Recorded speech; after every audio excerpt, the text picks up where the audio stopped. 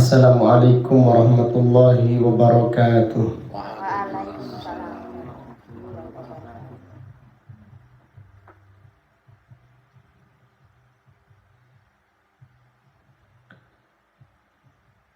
Alhamdulillahi rabbil alamin.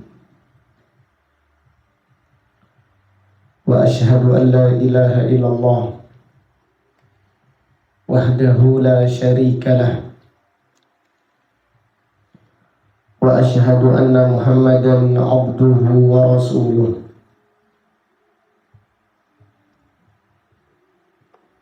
Sallallahu alaihi wa ala alihi wa sahbihi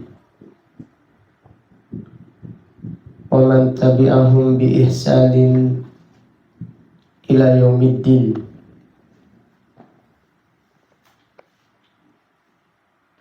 Amma ba'du. Allahumma faqihna fid din.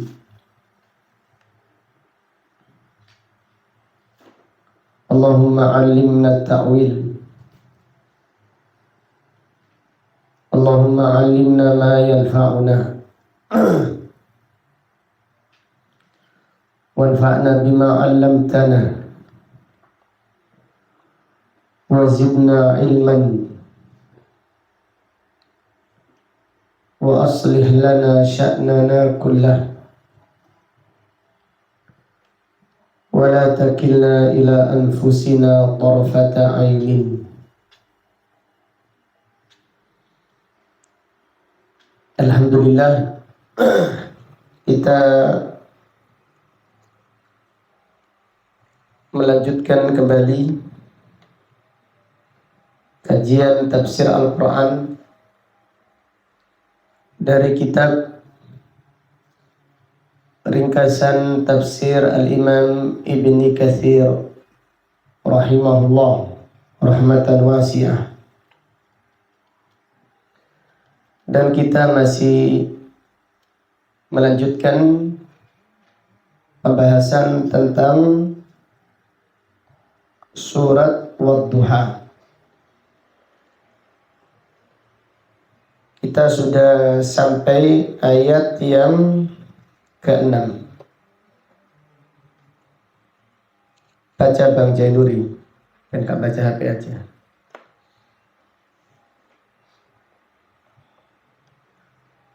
Dari ayat 1.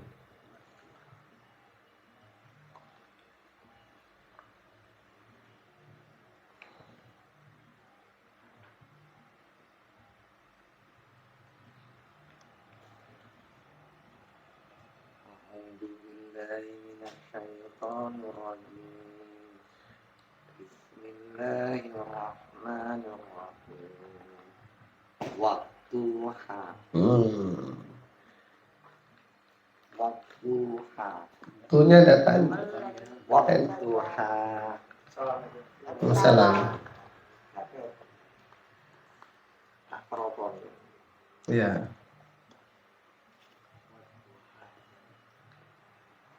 Wadduha.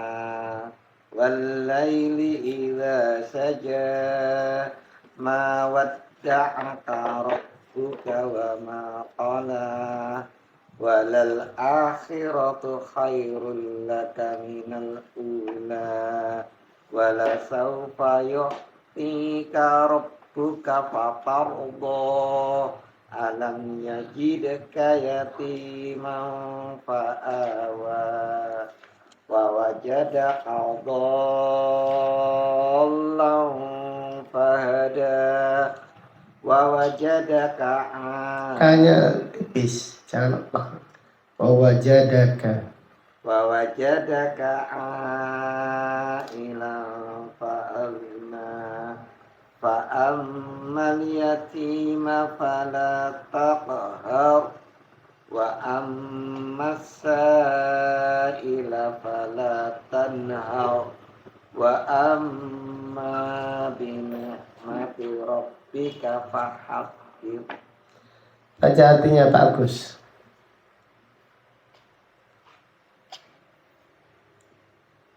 Sekolah lahir Bang Jainuri.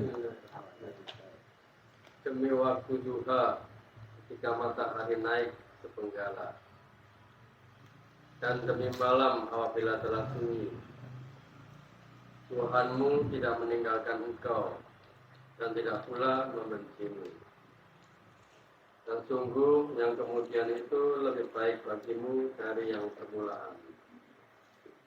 Dan sungguh kelak Tuhanmu pasti memberikan karunia-Nya kepadamu, sehingga engkau menjadi puas. Bukankah Dia mendapatimu sebagai seorang yatim, lalu Dia melindungimu? Dan Dia mendapatimu sebagai seorang yang bingung, lalu Dia memberikan petunjuk. Dan Dia mendapatimu sebagai seorang yang kekurangan, lalu Dia memberikan kecukupan. Maka terhadap anak yatim janganlah engkau berlaku sewenang-wenang. Dan terhadap orang yang meminta-minta janganlah engkau menghartiknya. Dan terhadap nikmat Tuhanmu hendaklah engkau nyatakan dengan bersyukur. Ya, jazakallah khair Pak Agus. Barakallahu fikum. Allah Ta'ala berfirman, "Wadduha", demi waktu duha,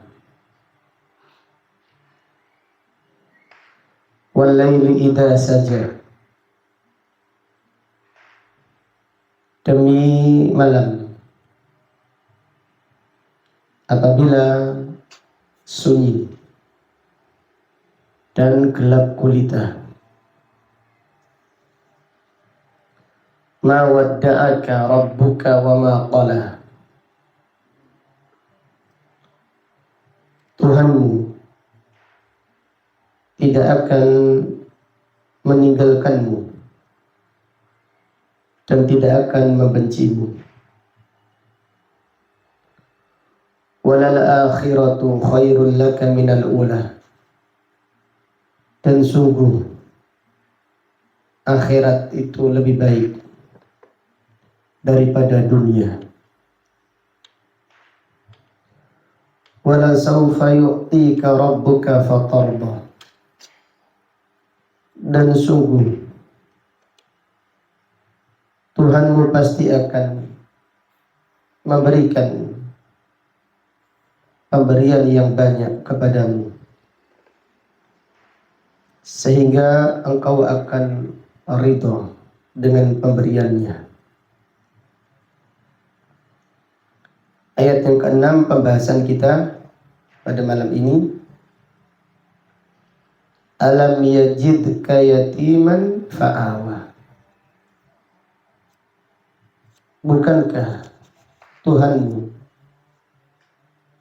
menjumpaimu dalam keadaan yatim, kemudian Dia melindungimu, menaungimu, dan menolongmu serta memperhatikanmu.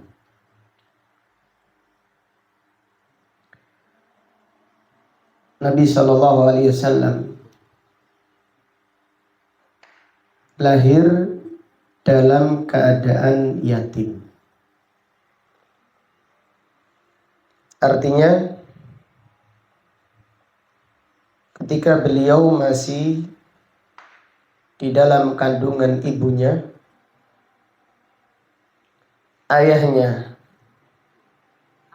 yang bernama Abdullah meninggal dunia. Kemudian ibunya Aminah meninggal dunia di saat Rasulullah SAW berusia 6 tahun.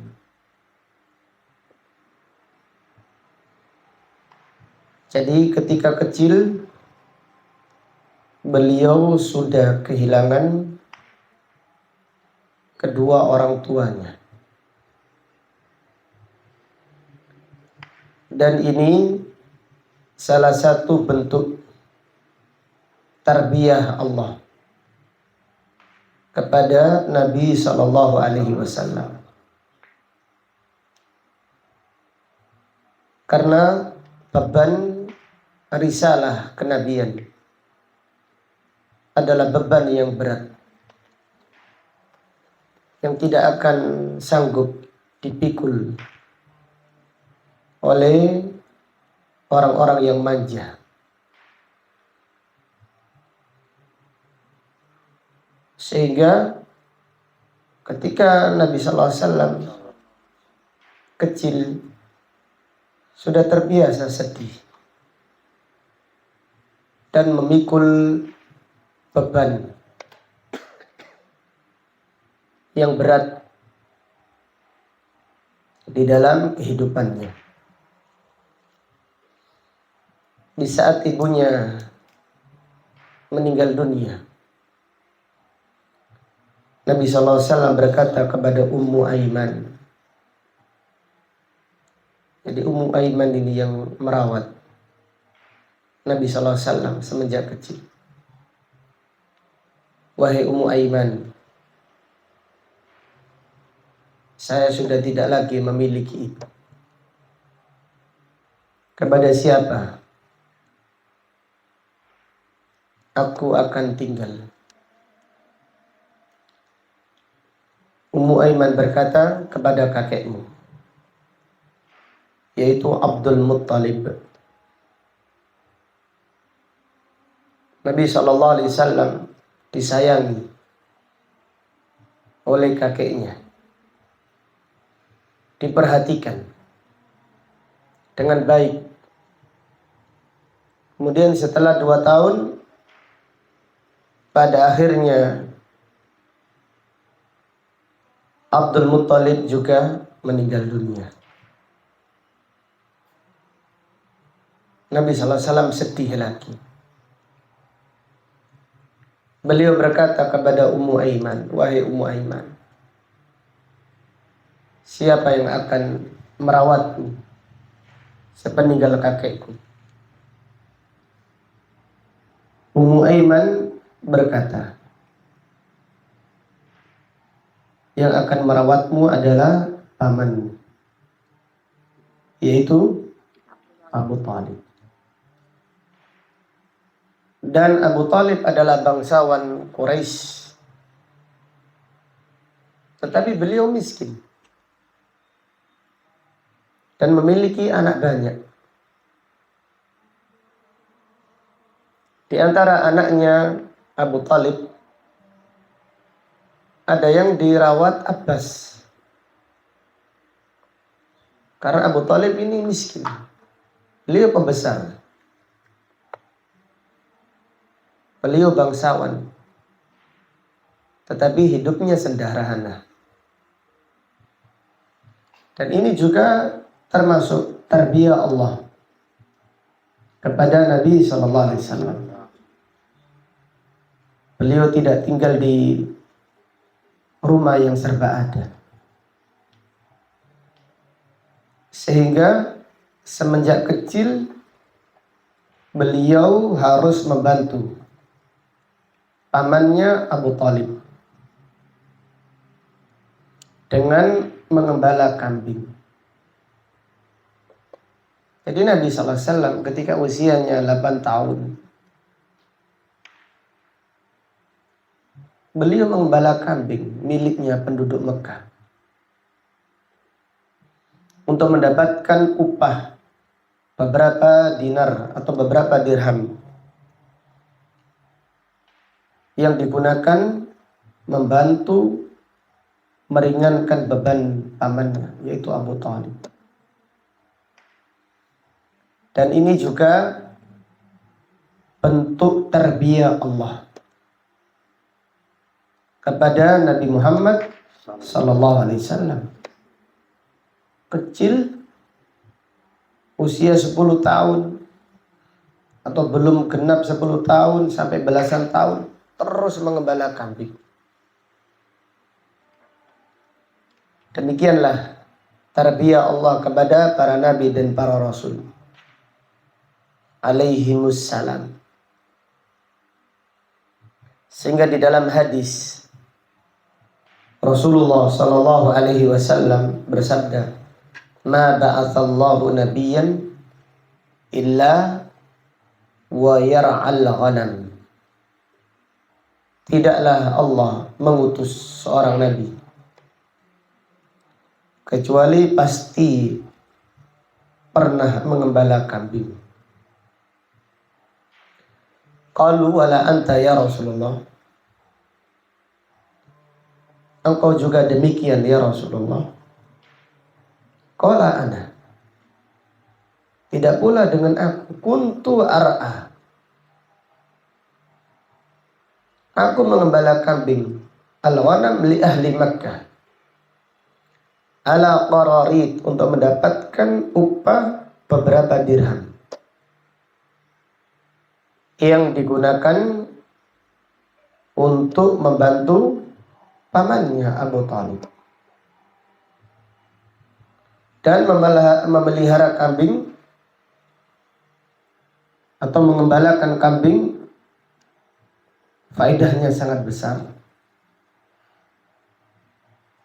Di dalam hadis Nabi SAW bersabda, as-sakinatu li ahlil ghanam. Ketenangan, ketawaduan, kesabaran, demikian pula akhlak mulia Allah berikan kepada pengembala-pengembala kambing. Itulah rahasia kenapa semua para nabi dan para rasul yang diutus oleh Allah, mereka pernah mengembala kambing. Kembali kepada firman Allah, alam yajidka yatiman fa'awa. Bukankah Allah menjumpaimu dalam keadaan yatim dan Allah memberikan perlindungan kepadamu? Wa wajadaka dhallan fahada. Dan Allah mendapatimu dalam keadaan tersesat, artinya tidak mengetahui. Kemudian Allah memberi hidayah kepadamu. Jadi para nabi dan para rasul maksum, dijaga oleh Allah dari kesyirikan, dijaga oleh Allah dari dosa-dosa besar, dan dijaga oleh Allah dari dosa kecil yang dikerjakan terus-menerus. Jadi makna tersesat, dhalan artinya tidak memiliki ilmu. Bukan tersesat di sini adalah melakukan kesyirikan atau mengamalkan khurafat-khurafat jahiliyah, tidak. Jadi semua para nabi dan para rasul dijaga oleh Allah dari kesesatan, dilindungi oleh Allah dari kesyirikan dan kekufuran. Maka kisah Nabi Ibrahim mencari Tuhan itu kisah palsu itu. Kisah Nabi Ibrahim mencari Tuhan itu kisah palsu. Yang benar Nabi Ibrahim itu mendebat. Penyembah apa? Bintang. Supaya mereka sadar bahwasanya bintang, bulan, dan matahari tidak bisa berbuat apa-apa. Nabi Musa alaihissalam tinggal di lingkungan Fir'aun yang disembah. Tapi Nabi Musa alaihissalam tidak pernah sekalipun sujud kepada Fir'aun. Karena para nabi dan para rasul maksum, dijaga dari kesyirikan, dilindungi dari kekufuran, dipelihara dari kemaksiatan. Pernah suatu malam Nabi SAW secara tidak sengaja beliau mendengarkan yang seperti ini. Tidak sengaja. Sampai tertidur. Mendengarkan nyanyian. Itu saja subhanallah. Beliau masih ingat. Saya tidak pernah sama sekali. Ini pernah suatu malam beliau ketika ada orang-orang Quraisy mengadakan acara. Suaranya sampai terdengar. Sampai ketiduran. Itu saja. Pernah beliau sebelum diutus menjadi Nabi Sallallahu Alaihi Wasallam tersingkap auratnya karena memikul apa? Batu sampai pingsan. Setelah itu tidak pernah lagi kelihatan auratnya. Yang demikian itu karena penjagaan Allah kepada para nabi dan para rasul. Ketika masih kecil dibelah dadanya oleh para malaikat. Kemudian jadi bagian syaitan yang ada di jantung diambil, dibuang. Bagian syaitan. Jadi syaitan ketika membisiki manusia ada bagiannya. Di jantung kita itu ada bagian kecil. Segumpal daging. Itu bagian syaitan untuk mengadu domba, untuk memberi was-was, untuk memberi bisikan.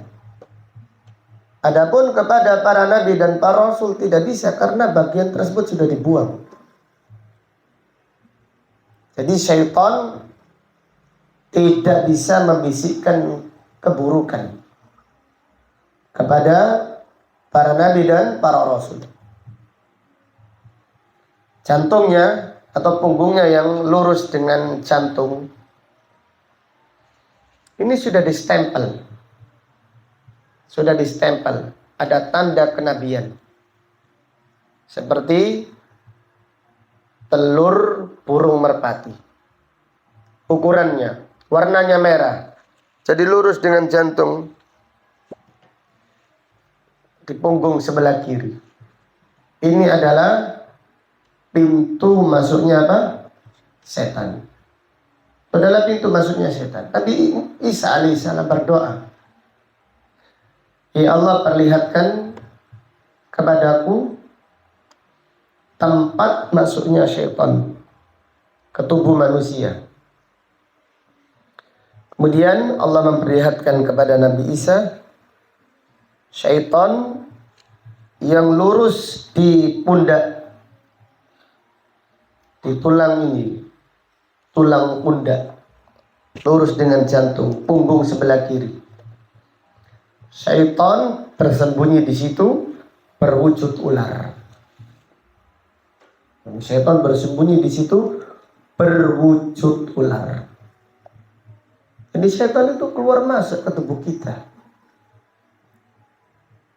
Dan syaitan berjalan di tubuh manusia melalui apa? Aliran darah. Pintunya itu tadi. Punggung sebelah kiri lurus dengan jantung.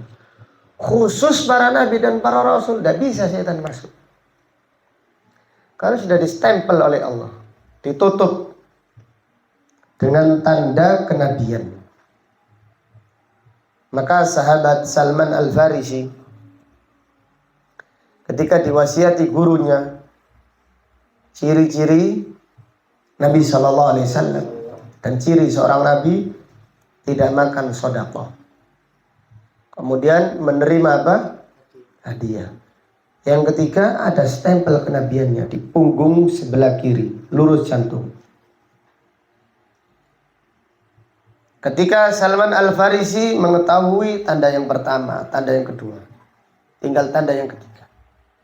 Kalau berjalan pada suatu hari melihat bagian belakang.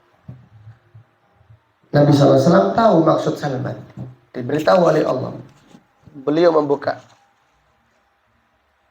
Sehingga Salman Al-Farisi kelihatan tanda stempel kenabian. Maka langsung diciumnya tanda tersebut oleh Salman Al-Farisi dengan menyatakan, Asyhadu an la ilaha illallah wa asyhadu anna Muhammadan Rasulullah. Demikian. Jadi tidak mungkin para nabi dan para rasul melakukan apa?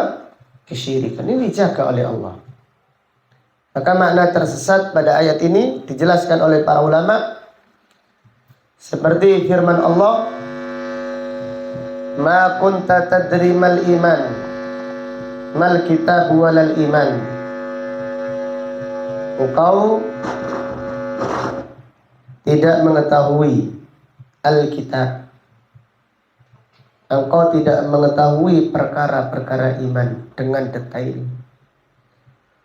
Walakin ja'alnahu nuran, akan tapi kami jadikan Alkitab cahaya, nahdi bihi man nasya'u min ibadina, yang dengannya kami memberi petunjuk kepada siapa yang kami kehendaki dari hamba-hamba kami. Wallahu a'lam. Kembali kepada firman Allah, wa wajadaka dhallan fahada. Dan Allah menjumpaimu dalam keadaan tidak tahu. Kemudian Allah memberi hidayah kepadamu. Ini menunjukkan bahwasannya al-hidayah biyadillah. Hidayah ada di tangan Allah Subhanahu wa ta'ala.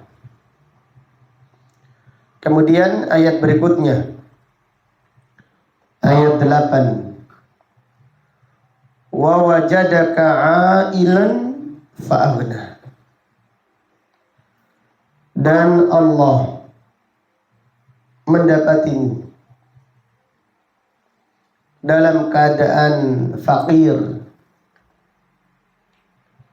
Kemudian Allah memberi kecukupan kepadamu. Jadi Nabi Sallallahu Alaihi Wasallam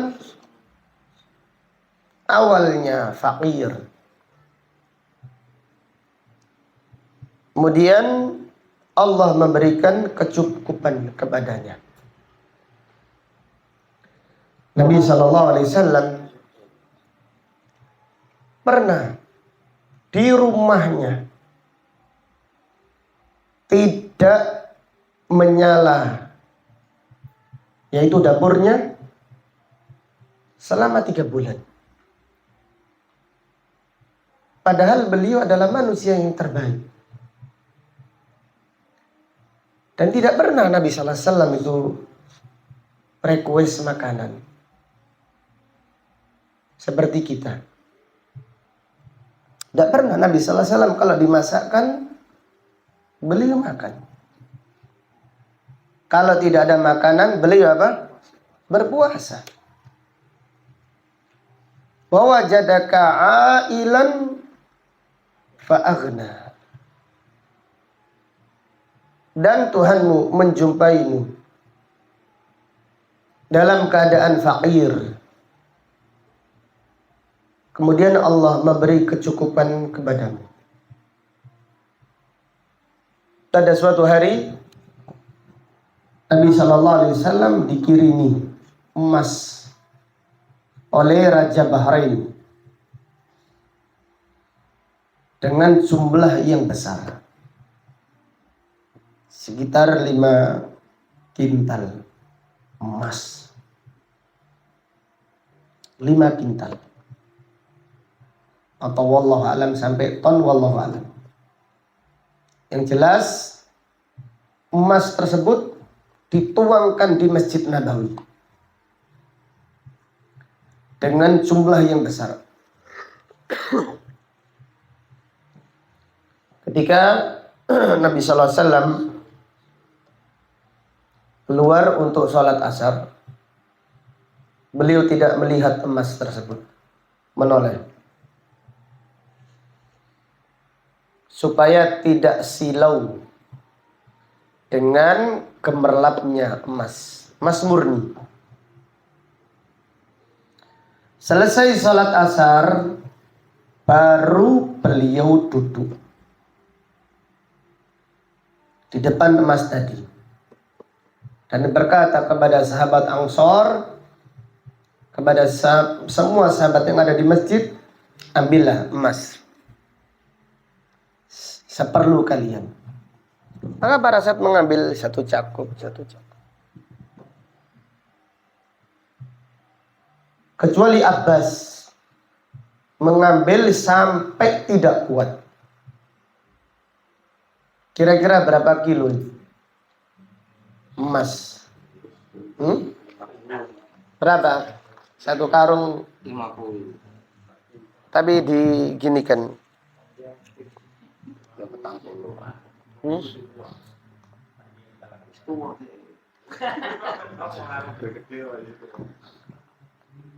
Sampai keruku emas langsung tangi sampai.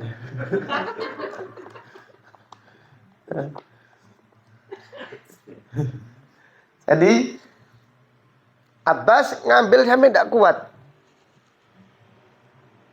Intinya emas begitu banyak. Tidaklah Nabi SAW berdiri sedangkan masih tersisa 1 dirham atau 1 dinar pun sudah selesai habis. Baru beliau pulang. Allahu Akbar. Bersedekah tidak takut apa? Fakir, tidak takut miskin. Khawatir sama sekali, habis selesai sudah. Tenang, baru setelah selesai tenang.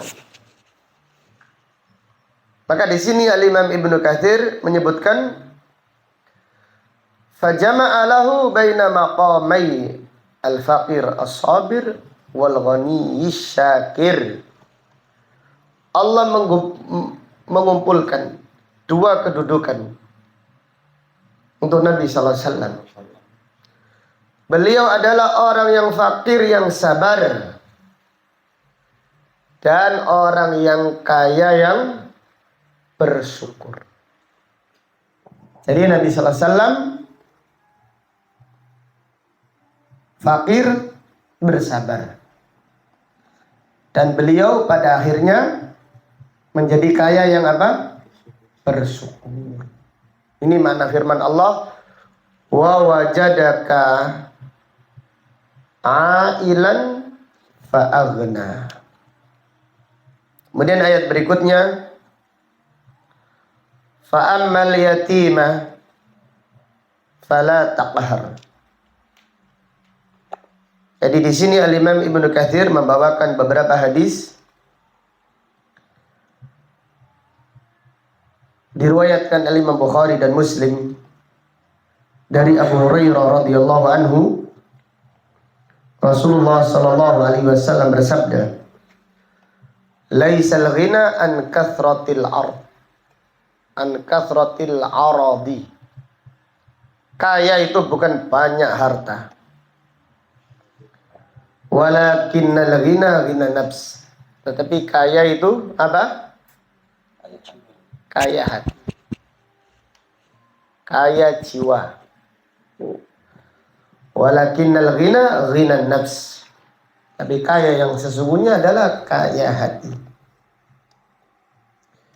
Di dalam riwayat Muslim, Rasulullah sallallahu alaihi wasallam bersabda, "Qad aflaha man aslama." Sungguh beruntung siapa yang beragama Islam. Wa ruziqa kafafan, dan diberi rizki yang cukup. Jadi kalau rezeki sekarang cukup itu nikmat.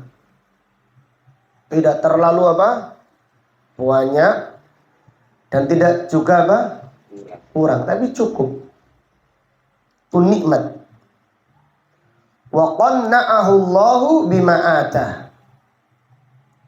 Dan Allah menjadikannya qanaah dengan pemberiannya. Apa artinya qanaah? Hah? Lapang dada. Hah? Menerima. Iman itu diterima. Hah? Iya Bapak nak Abang Sofyan. Menerima pemberian Allah. Gimana Bang Samsul? Qanaah. Gimana? Qanaah itu ya apa artinya? Qanaah itu puas. Qanaah itu bahagia dengan pemberian Allah. Qanaah itu puas sekali, bahagia sekali, menerima sekali. Bukan nerima iman ya gitu loh. Menyerah. Iya. Bukan menyerah itu, ngersunah itu. Bukan nerima itu ya. Isbimani kayak gini keadaan. Itu bukan orang yang qanaah itu. Orang qanaah itu bahagia. Itu orang protes itu. Iya. Subhanallah. Orang itu tidak sadar. Mayoritas manusia tidak sadar. Ternyata dia itu tidak qanaah. Karena rezeki yang setiap hari yang didapatkan dianggap biasa-biasa saja. Nggak ada puas-puasnya, nggak ada bahagia-bahagianya. Tidak ada kebahagiaan hati. Tidak ada kepuasan jiwa yang dirasakannya. Kalau dia mendapatkan gaji seperti biasanya. Tetapi kalau mendapatkan rezeki yang tidak diduga-duga, baru luar biasa. Bahagia. Alhamdulillah. Iya. Rezeki yang tidak diduga-duga ini yang iya subhanallah yang luar biasa katanya.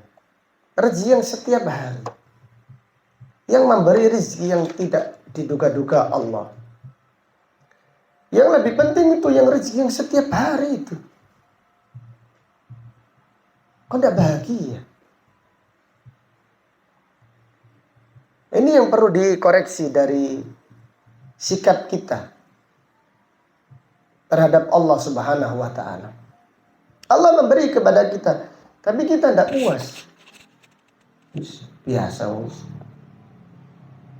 setiap hari dapat. Kita ini lihatlah, diberi kesehatan setiap hari. Pernah tidak kita itu, ya Allah alhamdulillah sehat hari ini. Kita makan, ya Allah nikmat sekali. Kita diberi keselamatan, ya Allah alhamdulillah. Senang sekali. Itu orang qanaah itu bahagia. Tapi coba kalau kita ini diserempet trek, kemudian kita selamat, baru syukur atau enggak? Iya, kurang titik, aku mau mati teman.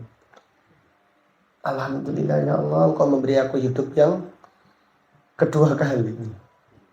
Padahal yang memberi hidup kita sekarang itu Allah. Itu Allah berfirman, innallaha ladzu fadlin 'alan nas, walakinna aktsaran nasi la yashkurun. Allah memiliki karunia besar atas manusia. Tetapi mayoritas manusia tidak bersyukur. Ada hadis lagi riwayat Tirmidzi. Nabi SAW bersabda, "Man asbaha minkum aminan fi sirbi." Siapa di antara kalian yang di pagi hari kampungnya aman, ing mu'afan fi jasadi, badannya sehat, indahu qutu yaumi, dia cuma memiliki harta bisa makan apa? Satu hari. Tidak punya tabungan. Cuma dia tidak kerja satu hari karena persediaan makan ada. Kata Nabi SAW, "Faka'annama hizat lahu dunya bihadahiriha." Seakan-akan dia diberi dunia dan seisinya. Artinya apa? Dia itu harus puas. Harus qanaah. Tetapi kita ini terlalu tinggi persyaratannya kepada Allah di dalam bersyukur. Seakan-akan banyak manusia itu mengancam Allah. Kalau saya diberi besar ya saya bersyukur. Kalau enggak ya biasa-biasa. Seakan-akan manusia itu protes kepada Allah dari jalur yang dia tidak sadari. Kalau saya diberi rezeki yang besar ya saya bersyukur.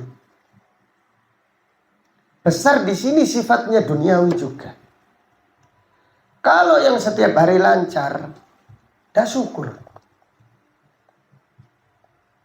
Kalau setiap hari diberi kemudahan, makan lancar, rezekinya diberi kemudahan, dah bersyukur. Ini yang kadang-kadang kita melihat sikap orang-orang di sekitar kita. Kita ini sedih, tapi bagaimana kita mengungkapkannya? Karena ini masalah besar, bukan masalah remeh. Di dalam tafsir yang sudah kita baca, surat At-Takatsur, Allah berfirman, "Tsumma latus'alunna yauma idzin 'anin na'im." Kemudian pada hari itu, hari kiamat, Allah akan bertanya kepada kalian tentang kenikmatan. Apa yang ditanyakan kira-kira? Apa Bang Munin? Gimana? Kita kan sudah baca. Apa Bang Jenduri? Ya, kenikmatan itu. Iya, apa yang ditanya? Hidup. Apa yang ditanya? Tsumma latus'alunna yauma idzin 'anin na'im. Tentang kenikmatan. Yang ditanya itu apanya?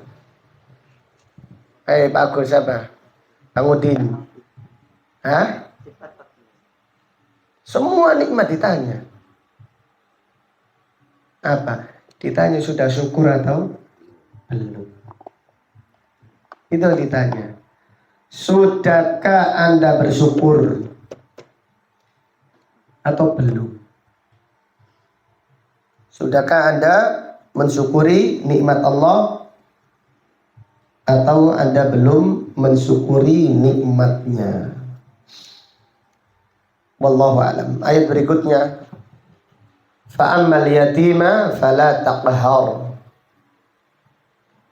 Adapun anak yatim, janganlah engkau menghinakannya dan membentaknya. Tetapi berbuat baiklah kepadanya dan lemah lembutlah kepada anak yatim. Nabi SAW bersabda, "Ana wa kafilul yatim kahataini fil jannah." Aku dan pengasuh anak yatim seperti ini di surga. Aku dan pengasuh anak yatim seperti ini di surga. Artinya dekat. Nabi SAW dekat tempatnya di surga bersama orang-orang yang menyantuni dan merawat anak-anak yatim. Kemudian ayat berikutnya, wa ammas sa'ila fala tanhar. Dan kepada orang yang meminta-minta, janganlah engkau membentaknya serta menghardiknya. Artinya orang yang meminta itu ada dua. Orang yang bertanya tentang ilmu jangan dibentak. Dan orang yang meminta-minta itu pengemis jangan dihardik. Al-Imam Ibnu Katsir berkata, "Fala tanhar as-sa'ila fil ilmi." Janganlah engkau membentak orang yang bertanya tentang ilmu. Dan juga janganlah engkau sombong terhadap orang-orang miskin. Wa amma sa'ila fala tanhar. Jadi kalau kita memberi, berilah dengan tawadhu, jangan meliti memberi. Jadi ada orang memberi tapi omongnya seakan-akan dia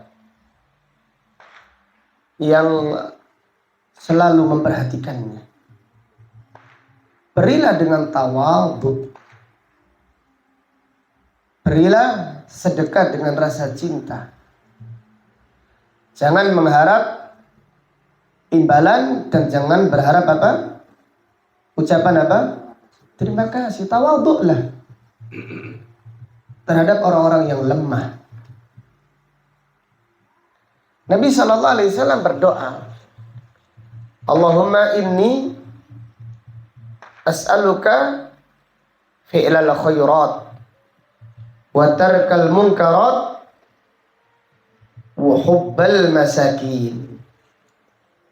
Ya Allah, aku meminta kepadamu untuk selalu mengerjakan kebaikan, meninggalkan kemungkaran, dan mencintai orang-orang miskin.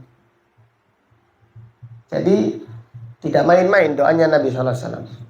Minta cinta kepada orang miskin. Karena banyak orang kaya duduk dengan orang miskin tidak bisa.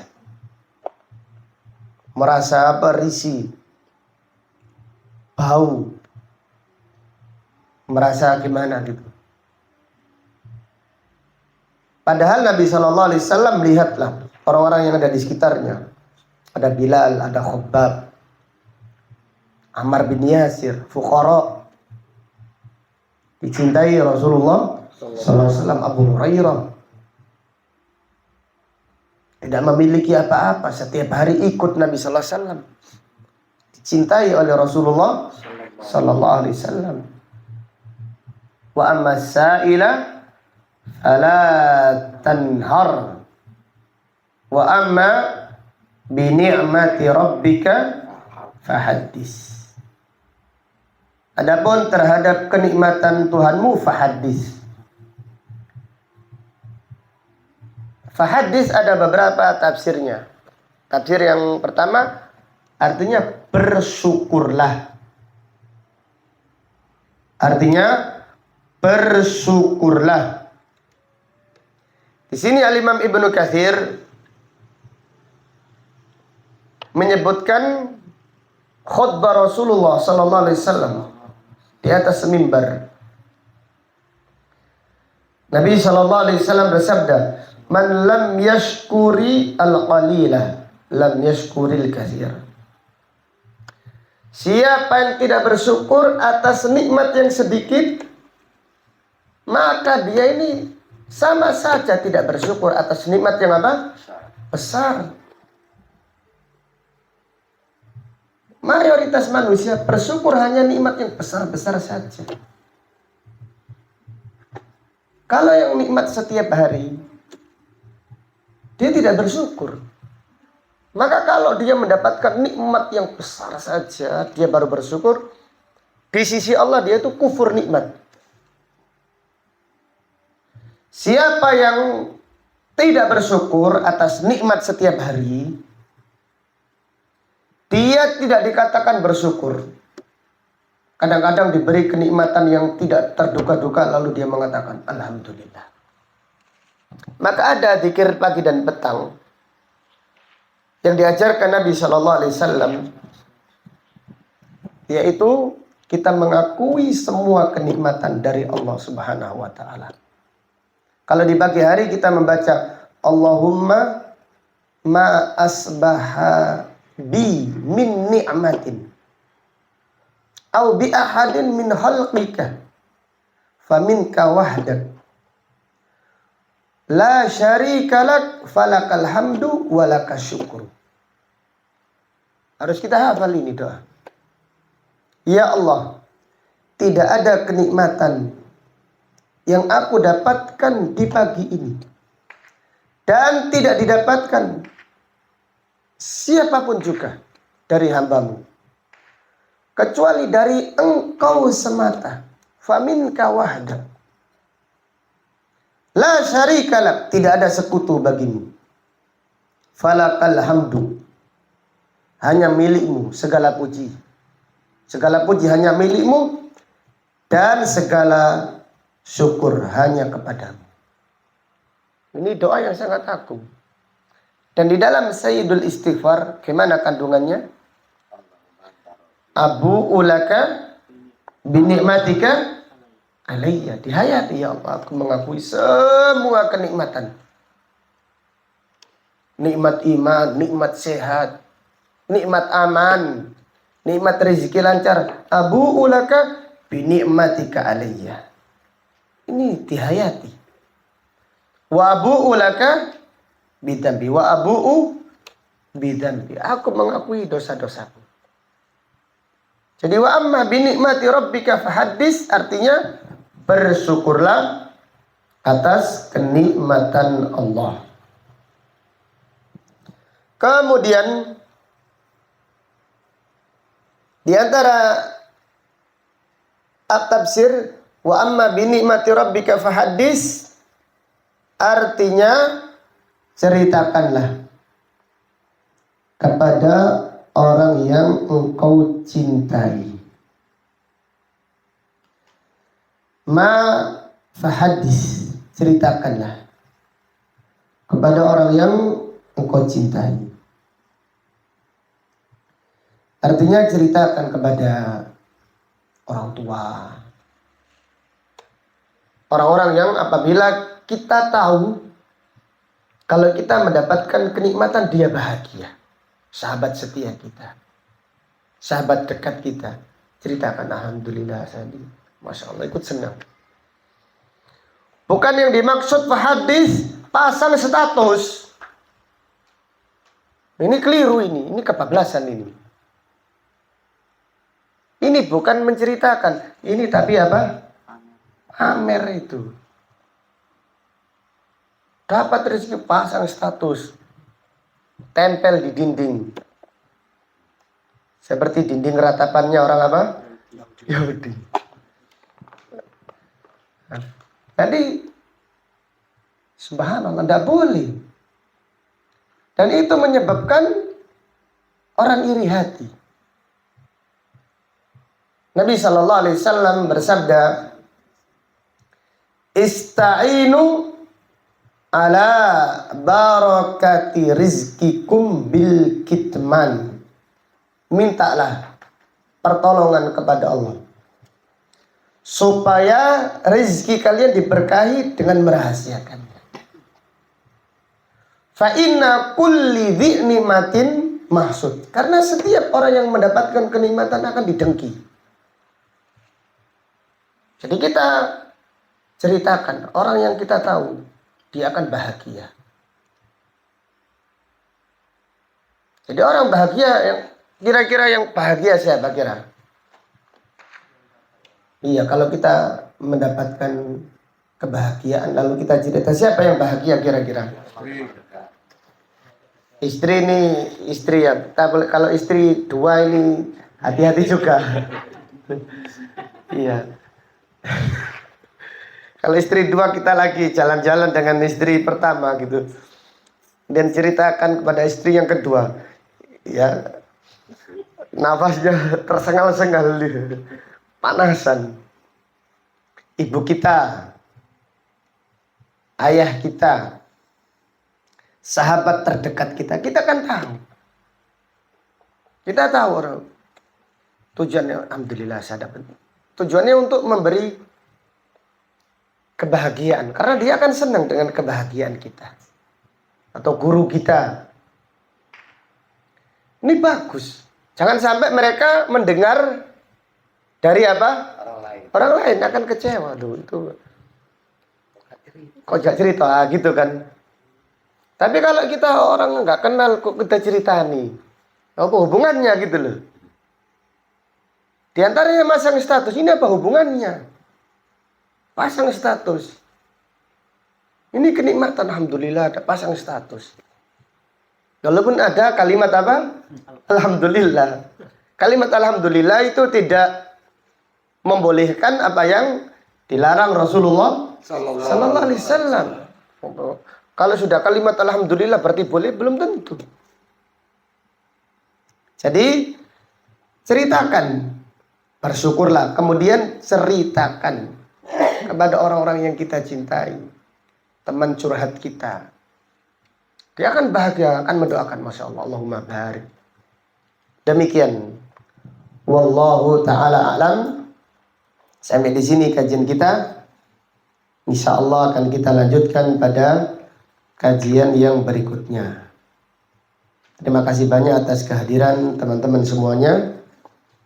Dan apabila ada pertanyaan, insya Allah sambil santai-santai kita menjawabnya. Jazakumullahu khairan wa barakallahu fikum. Semoga Allah menerima amal kita. Dan semoga Allah mengampuni dosa-dosa kita. Semoga Allah menguatkan kita di atas tauhid, di atas sunnah, dan di atas manhaj salaf sampai akhir hayat kita.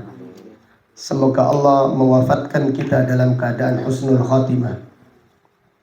Dan semoga Allah menjadikan ucapkan kita yang terakhir dari dunia ini dengan kalimat la ilaha illallah.